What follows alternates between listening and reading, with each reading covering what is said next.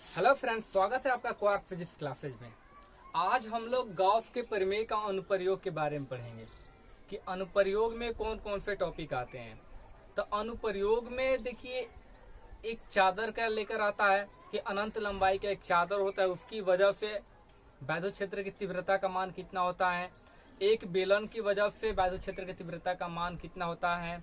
एक पतले तार के कारण वैद्युत क्षेत्र की तीव्रता का मान कितना होता है।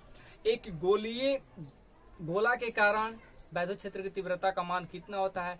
मतलब ये सभी क्या है, वो गॉस के प्रमेय का अनुप्रयोग है। तो आज हम लोग बात करेंगे एक समान रूप से आवेशित अनंत लंबाई के समतल चादर के कारण किसी बिंदु पर वैद्युत क्षेत्र की तीव्रता का मान कितना प्राप्त होता है। देखिए, ये क्वेश्चन जो है आपका VVI है, ये एग्जाम में आपका आता है, बार बार पूछता है। क्वेश्चन ये पूछेगा कि गॉस के प्रमेय को लिखे तथा इसका प्रयोग करके अनंत लंबाई के समतल चादर के कारण किसी बिंदु पर वैद्युत क्षेत्र की तीव्रता का मान क्या करे, ज्ञात करे। तो इस तरीके का क्वेश्चन पूछेगा। तो चलिए इसको हम क्या करते हैं, यहाँ पर देखते हैं। इस टॉपिक में आपका दिखाया गया ही 1 नंबर है, गॉस के प्रमेय का अनुप्रयोग में 1 नंबर है कि अनंत लंबाई के आवेशित समतल चादर के कारण किसी बिंदु पर वैद्युत क्षेत्र की तीव्रता। तो देखिए, इसका हम लोग पहले फिगर बना लेते हैं। तो फिगर कुछ इस तरीके से होगा।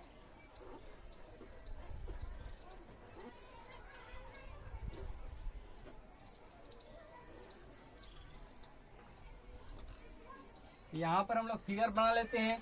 ये कोई अनंत लंबाई का चादर है और यहाँ पर एक काल्पनिक बेलन यानी कि गॉसीय सतह का हम क्या करते हैं, कल्पना करते हैं। इस तरीके से गॉसीय सतह का हम लोग कल्पना करते हैं। इधर भी ऐसा ही होगा।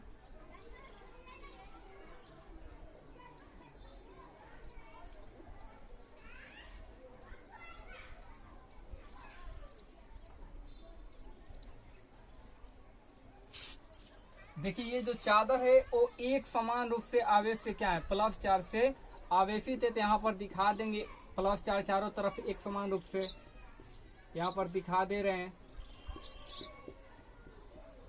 आगे हम लोग देखते हैं, ये हो गया क्या, एक समान रूप से आवेशित हो गया। अब देखिए, यहाँ पर ये कोई चादर है,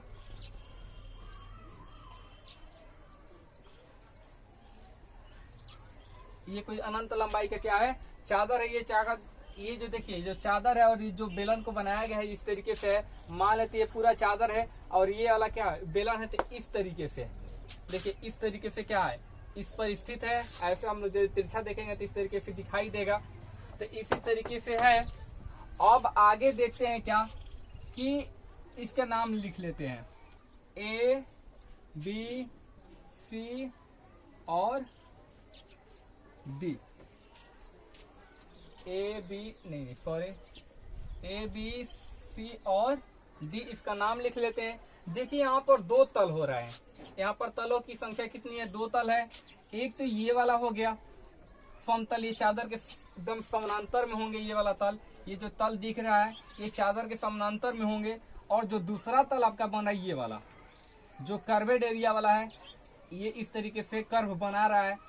ये वाला मतलब ये हो गया आपका पे तल हो गया, बेलन हो गया। तो ये वाला जो घूम रहा है, ये वाला जो घूम रहा है, एक तल ये हो गया। और एक यहाँ पर देखिए, ये जो सरफेस एरिया दिख रहा है, ये अनुप्रस्थ काट, ये वाला हो गया इसका एक तल। तो अब देखिए यहाँ पर कि विद्युत क्षेत्र की तीव्रता देखेंगे और अल्प क्षेत्रफल की जो डायरेक्शन होगा उसको पहले देखते हैं। तो यहाँ से एक रेखा खींचेंगे। तो इस तल पर विद्युत क्षेत्र की जो डायरेक्शन है वो इस दिशा में है। और जो अल्प क्षेत्रफल बनेगा, अल्प क्षेत्रफल ds, वो भी तल पर हमेशा क्या होता है, लंबवत होता है। मतलब क्या कि ये आपका तल है तो इस पर अल्प क्षेत्रफल की जो डायरेक्शन होगा इस तरीके से क्या होगा, लंबवत होगा। तो यहाँ पर भी हम इसका डायरेक्शन ले लेते हैं। यहाँ पर डायरेक्शन ds वेक्टर हो गया। अब देखिए एक बात कि जो राउंड वाला भाग है, ये वाला गोलीय जो भाग है, इस पर अल्प क्षेत्रफल कहाँ होगा, तो ऊपर की ओर होगा। उसकी तल पर हमेशा क्या होगा, लंबवत ऊपर की ओर होगा। ये हो जाए कितना डीएस वेक्टर हो गया।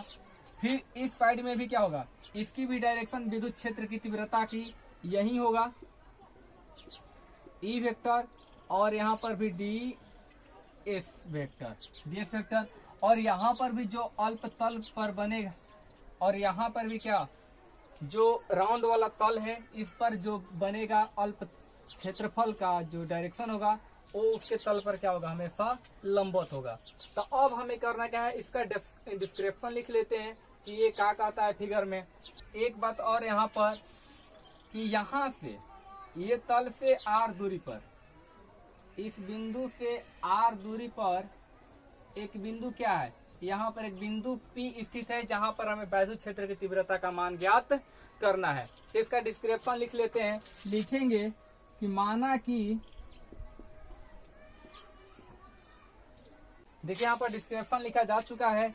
यहाँ पर देखिए बता रहा है कि माना कि अनंत लंबाई के आवेशित एक समतल चादर है। ये जो चादर दिख रहा है वो क्या है, अनंत लंबाई की एक चादर है।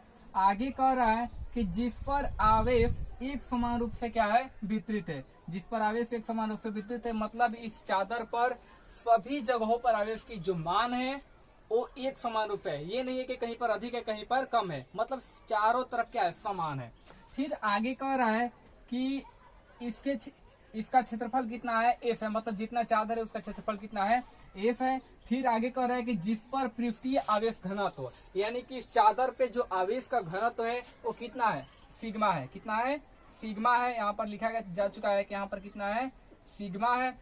फिर कह रहे हैं कि चादर से आर दूरी पर, यहाँ पर दिखाया गया है कि ये चादर है और ये चादर से आर दूरी पर, यहाँ पर देखिए बिंदु दिखाया गया है, आर दूरी पर पी बिंदु पर हमें वैद्युत क्षेत्र की तीव्रता का मान ज्ञात करना है।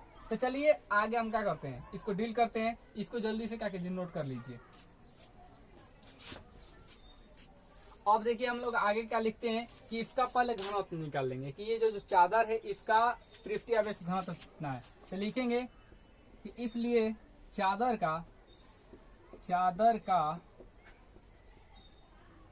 पृष्ठीय आवेश घनत्व, चादर का पृष्ठीय आवेश घनत्व। तो पृष्ठीय आवेश घनत्व को हम लोग क्या करते हैं, सिग्मा के द्वारा सूचित करते हैं। किसके द्वारा, सिग्मा के द्वारा। तो सिग्मा बराबर क्या होता है कि प्रति एकांक क्षेत्रफल पर उपस्थित आवेश की मात्रा को ही क्या बोलते हैं, पृष्ठीय आवेश घनत्व बोला जाता है। तो सिग्मा बराबर क्यू और बटा में कितना, एस, यानी कि प्रति एकांक क्षेत्रफल पर उपस्थित आवेश की मात्रा को क्या बोलते हैं, पृष्ठीय आवेश घनत्व बोला जाता है। अब यहाँ पर हम Q निकाल लेंगे तो Q बराबर हो जाएगा सिग्मा इंटू एस हो जाएगा। अब आगे लिखते हैं, इसलिए गॉस के परिमेय के अनुसार, इसलिए गॉस के प्रमेय से, तो गॉस के परिमेय क्या कहता है, तो फाई बराबर Q बटा में एप्सिलॉन 0, फाई बराबर Q बटा में एप्सिलॉन 0। अब क्या करेंगे कि यहाँ पर Q के स्थान पर ये वाला मान रख देंगे, तो फाई बराबर हो जाएगा कितना, सिग्मा इंटू एस और बटा में एप्सिलॉन 0। इसको हम लोग मान लेते हैं समीकरण फर्स्ट। अब लिखेंगे कि देखिए वैद्युत फ्लक्स, जब यहाँ पर आवेश है और यहाँ से तीव्रता निकल रही है तो निश्चित है कि उस तल से होकर गुजरेगी, तो यहाँ पर वैद्युत फ्लक्स का निर्माण होगा। तो अब लिखेंगे यहाँ पर कि इसलिए वैद्युत फ्लक्स फाई बराबर कितना होता है, E vector into d S vector.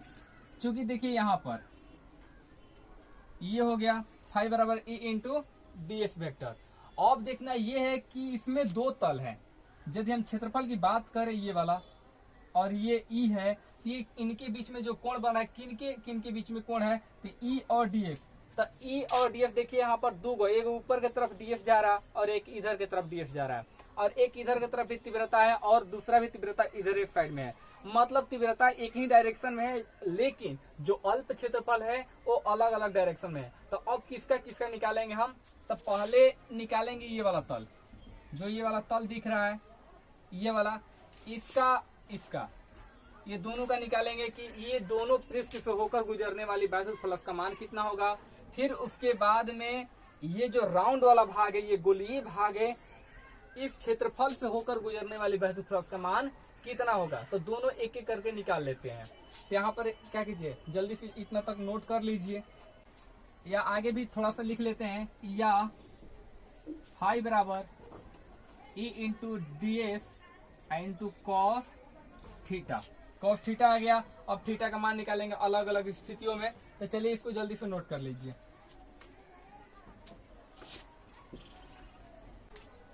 अब यहाँ पर लिखेंगे कि समतल भाग से लिखेंगे कि समतल भाग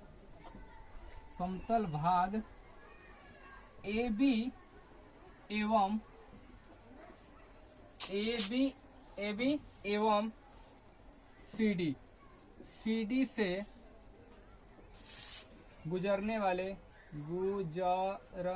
वैद्युत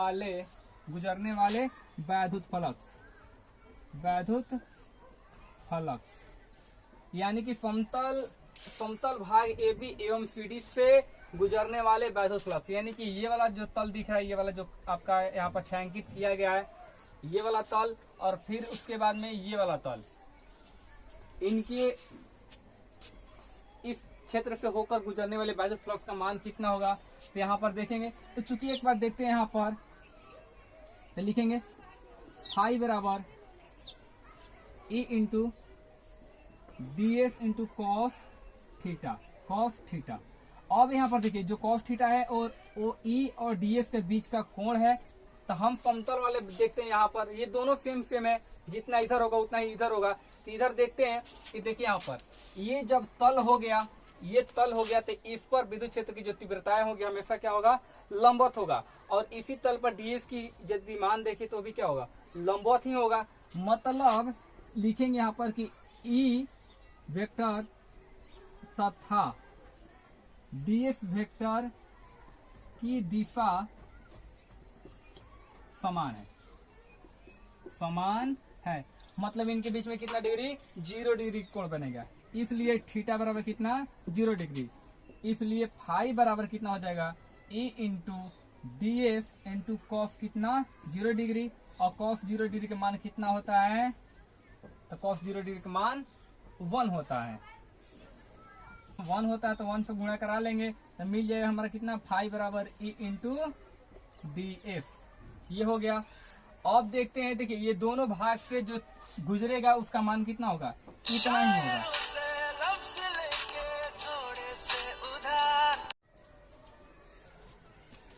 अब यहाँ पर तो निकल गया कि समतल भाग से गुजरने वाला वैद्युत फ्लक्स का मान इतना होता है। तो ये एक के लिए है, फिर दूसरा के लिए भी उतना ही होगा। यहाँ पर लिख सकते हैं कि यहाँ पर A और B भी डाल सकते हैं, या दूसरा भी डालेंगे, पुनः लिख सकते हैं, पुनः देखिए ये तो मान लेते हैं कि इस तल का हो गया। अब इस तल का भी उसी तरीके से होगा, तो उसका भी कितना हो जाएगा, तो फाई सी डी बराबर E इंटू डी एस। ये दोनों का क्या होगा, बराबर ही आएगा। फिर आगे देखते हैं, ये वाला जो कर्वेड एरिया है, जो ये वाला घुमावदार वाला जो क्षेत्रफल है, इसकी वजह से वैद्युत फ्लक्स का मान कितना होता है उसको देख लेते हैं। तो जल्दी से इसको क्या कीजिए, नोट कर लीजिए। इसको ध्यान में रखिएगा, ए बी और सी डी वाला। अब लिखेंगे कि कर्व तल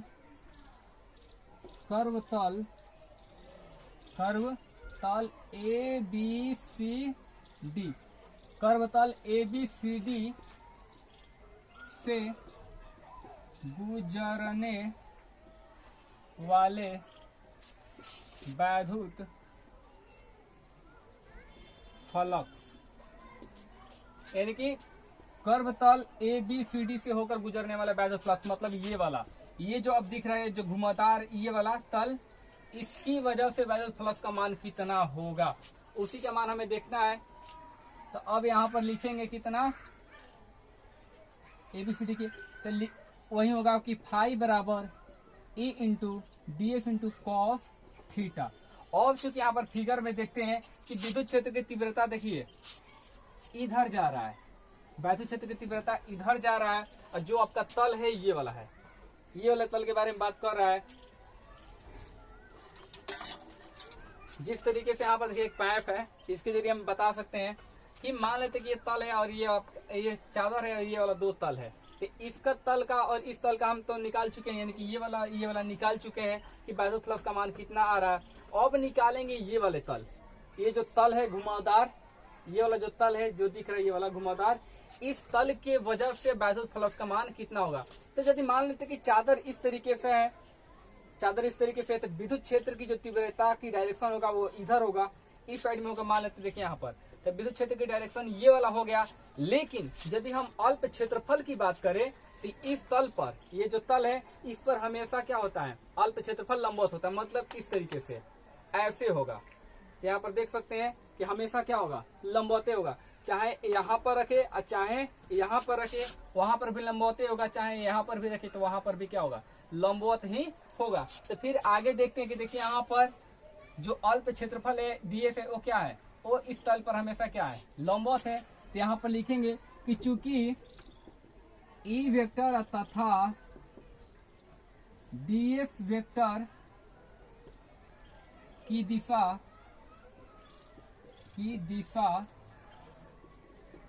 लंबवत है, लंबवत है।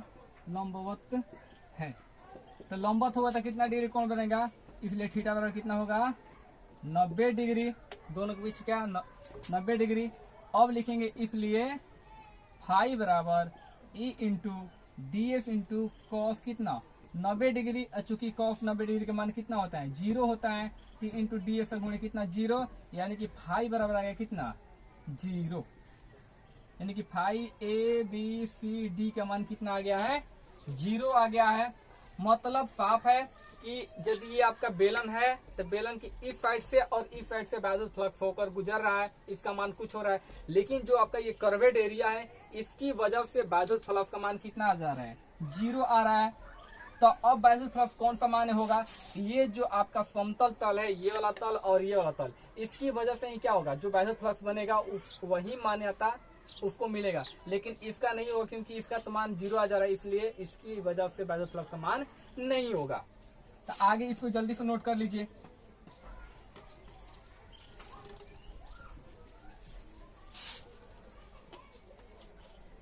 अब देखिए क्या करते हैं कि सभी बाह्य फ्लक्सों को क्या करते हैं, जोड़ते हैं। लिखेंगे कि इसलिए टोटल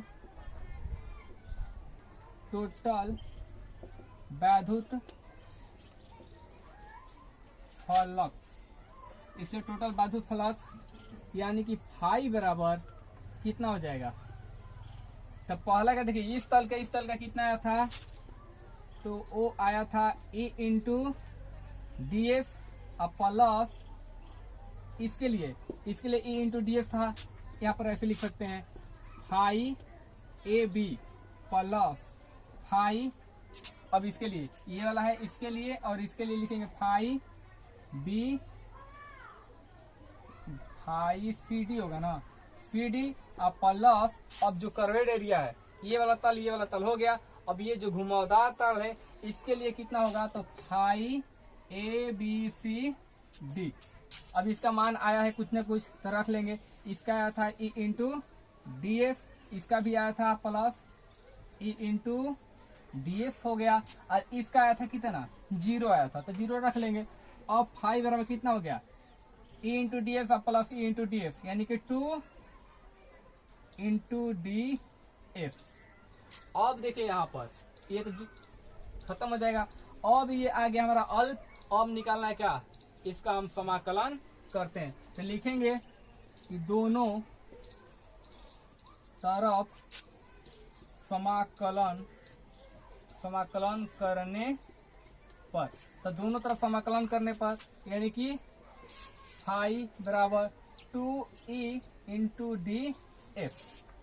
तो यहाँ पर देखिए जो कांस्टेंट राशि है, 2 भी कांस्टेंट राशि है और e भी क्या है, कांस्टेंट राशि है। यदि हम क्षेत्रफल की बात करें, अल्प जो क्षेत्रफल है ये वाला, ये तल और ये तल, इसका मान भी बदलेगा नहीं, क्योंकि जो बेलन है वो एक समान रूप से ही होगा, ये घटेगा बढ़ेगा नहीं। ये जब इसकी लंबाई और इसकी जो अनुप्रस्थ काट का क्षेत्रफल है इसके मान में जब घटती और बढ़ती नहीं होगा, जिसकी वजह से ये जो तल होगा इसका मान भी क्या होगा, कांस्टेंट होगा, मतलब सब बाहर आ जाएंगे। तो यहाँ पर हो जाए कितना, फाई बराबर 2e समाकलन होता है एफ हो जाएगा, एफ हो गया। अब करना क्या है कि अब फाई का मान हम रखेंगे, फाई का जो पीछे आया है वो वाला मान हम रखेंगे। इसको मान लेते हैं समीकरण सेकंड, लिखेंगे, इसको नोट कर लीजिए जल्दी से। देखिए लिखेंगे समीकरण फर्स्ट था सेकंड से, तो समीकरण फर्स्ट कितना आया था, फाई बराबर आया था कितना, सिग्मा इंटू एफ, अब बटा में एप्सिलॉन 0 आया था। तो अब यहाँ पर जो आया था समीकरण सेकंड, तो समीकरण सेकंड में फाई के स्थान पर ये वाला मान रखेंगे। तो यहाँ पर रखते हैं कि सिग्मा इंटू एफ बटा में एप्सिलॉन 0, अब बराबर यहाँ पर जो सेकंड का मान आया था कितना आया था, 2e into F, 2e into F आया था। और इसको तिरछा तिरछी क्या करते हैं, क्रॉस मल्टीप्लिकेशन कराते हैं। तो यहाँ पर कितना हो जाएगा, 2e into F into epsilon 0 अब बराबर सिग्मा इंटू एफ। अब देखिए e बाहर निकाल लेते हैं, तो e बराबर कितना हो जाएगा, तो सिग्मा इंटू एफ अब बटा में 2 एफ और एप्सिलॉन 0 हो जाएगा, एफ एफ कैंसिल आउट हो गया, बचा कितना, तो e बराबर सिग्मा बटा में 2 एप्सिलॉन 0। यही हो गया क्या हमारा वैद्युत क्षेत्र की तीव्रता का मान, किसकी वजह से, एक समान रूप से आवेशित अनंत लंबाई की समतल चादर के कारण किसी बिंदु पर वैद्युत क्षेत्र की तीव्रता का व्यंजक ये वाला हो गया। अब इसका हम लिख लेते हैं क्या, सदिश रूप में लिखते हैं, इसको जल्दी से नोट कर लीजिए। अब यहाँ पर लिखेंगे सदिश रूप में, लिख सकते हैं सदिश रूप में। तो सदिश रूप में क्या होगा, अभी कितना आया था, e बराबर सिग्मा बटा में 2 epsilon 0, 2 epsilon 0 into N cap, N cap हो गया, ये वेक्टर दे देंगे। लिखेंगे कि जहां एन कैप एकांक सदिश है, एकांक सदिश है। अब यहाँ पर हम लोग लिख सकते हैं PROVED। यही आ गया क्या हमारा वैद्युत क्षेत्र की तीव्रता का मान, किसकी वजह से, एक समान रूप से आवेशित समतल चादर के कारण किसी बिंदु पर वैद्युत क्षेत्र की तीव्रता का मान कितना आ गया, E बराबर सिग्मा बटा में 2 एप्सिलॉन 0। यदि वीडियो अच्छा लगा होगा तो लाइक कीजिएगा और अपने दोस्तों के साथ शेयर कीजिए ताकि उनको भी इनके बारे में जानकारी मिल सके। और हाँ, यदि आप मेरे चैनल पर नए हैं तो जल्दी से सब्सक्राइब कर लीजिए और साथ ही साथ बेल आइकन को दबाकर ऑल पर क्लिक कीजिए ताकि मैं जब भी कोई नई वीडियो डालूं तो उसका नोटिफिकेशन आपको सबसे पहले मिल जाए। तो चलिए फिर मिलेंगे अगले वीडियो में कोई नई टॉपिक को लेकर, तब तक के लिए धन्यवाद।